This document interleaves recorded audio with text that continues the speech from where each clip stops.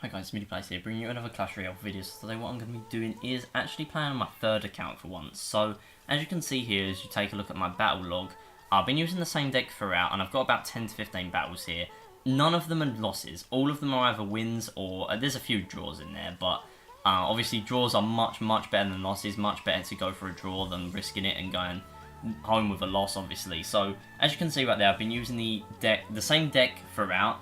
I used to use Musketeer instead of Flying Machine, but ever since I got that 12-win challenge on my laptop, now I'm playing on my iPad because Supercell IDs. Obviously, if you don't know about Supercell IDs and you want to have a second or third account, then definitely use them. As you can see right here, just click on Supercell ID, it will say disconnected for you unless you've already connected it. And then you can easily connect it to your account, and instead of using Game Center or Google Play, you can use a Supercell ID, which only requires an email, which you already need for either of the other two services. But we're going to be showing you guys a couple of battles today, so I'm just going to go through some random ones. Let's see the cards that you guys probably struggle to counter the most. So as you can see there, we faced against Witch, Lumberjack, Ewiz, Mirror. That was a pretty difficult matchup actually. That's why I went for a draw. So it's actually a 1-1 draw, which is pretty interesting. In this game I actually went against Lava Loon, not Lava Loon, sorry, Lava Hound and Inferno Dragon, so I might watch this one. I'm going to put these all on ×2 so I can kind of commentate over it. I feel like ×1 goes a little bit slowly, especially when you're both on the same amount of elixir as we are right now. I don't really want to place anything until the other one does. I think I actually start off the game in most of these battles. Obviously, I don't really want to be starting off the game, but when you're streaming, you don't really want to just be sitting there doing nothing because it kind of makes it a pretty bad game to watch, not going to lie.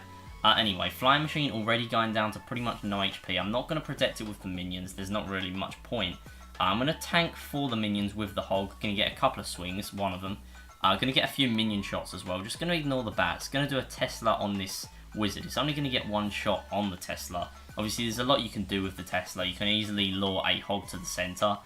This guy hasn't actually got Hog, but I'll try and find a Hog match for you guys to watch. We're actually going to be doing a couple of live battles as well. I think I'm going to show 2 replays. And I'm going to show 2 live replays as well. Let's see if we can hopefully get more wins. If we don't win, then I'll be pretty upset.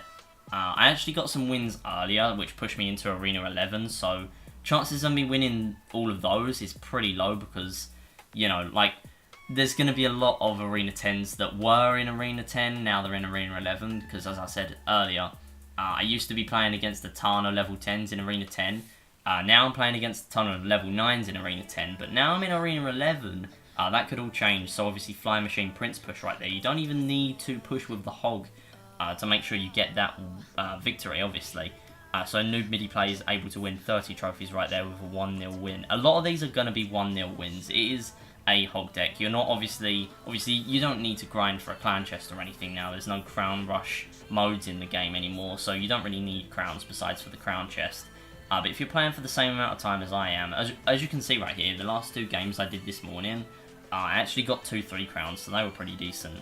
I'm going to try and find you guys a Hog game though. Okay, so I've actually got one right here. It's actually a 3-0 win, so again, I'm going to put it on ×2. It's not going to be very long before you guys find out it's a 3-0, and I might even edit it in so you guys see that it said 3-0 beforehand. It doesn't really matter though. Anyway, I'm going to defend with Prince, Minions, and Skeletons. Obviously, it's a really heavy defense.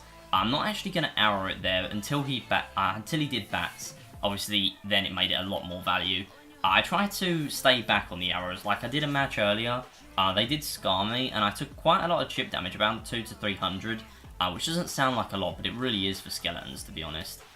They had a scar me full, like the full scar me right there, because they countered my Hog, I believe, and then all I did was just Flying Machine and just let the tower take out the rest of them.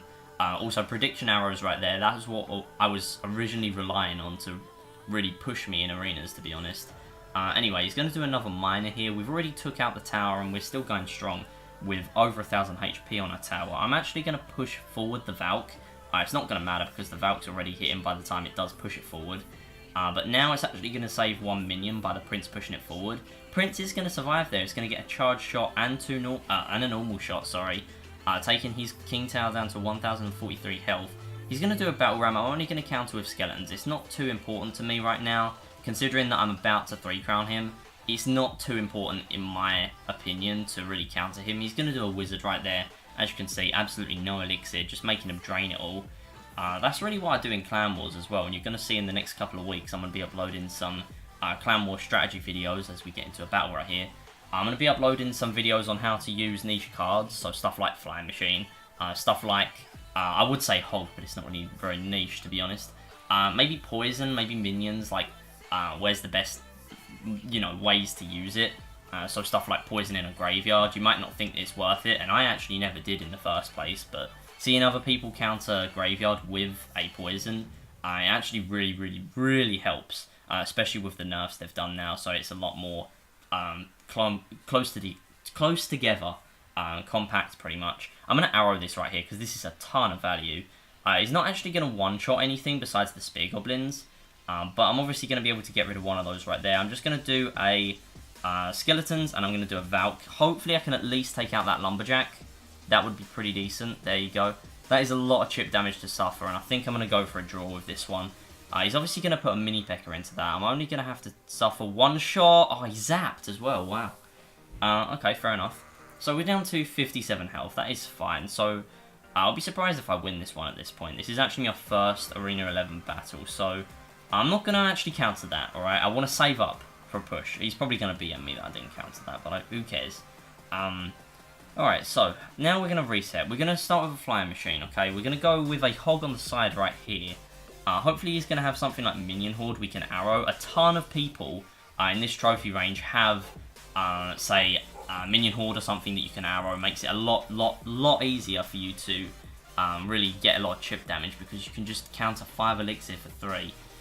And they pretty much get no shots off. If you get it in the 1 second time frame that the minions aren't able to hit in, obviously it makes a massive difference. Even if they hit once, it does make a big difference.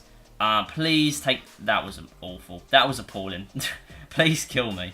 Please just kill my tower. Just kill it. Seriously. Alright, you know what? I'm just going to not go for a 3 crown. But this is literally, again, as I said earlier, this is my first Arena 11 battle. If I actually win this now, I'll be very surprised. I could try and get a 1 crown. He's obviously gonna... Yeah, I think that's a 1 crown. It's not completely a 1 crown yet, so as long as I can defend his next push, I should be fine.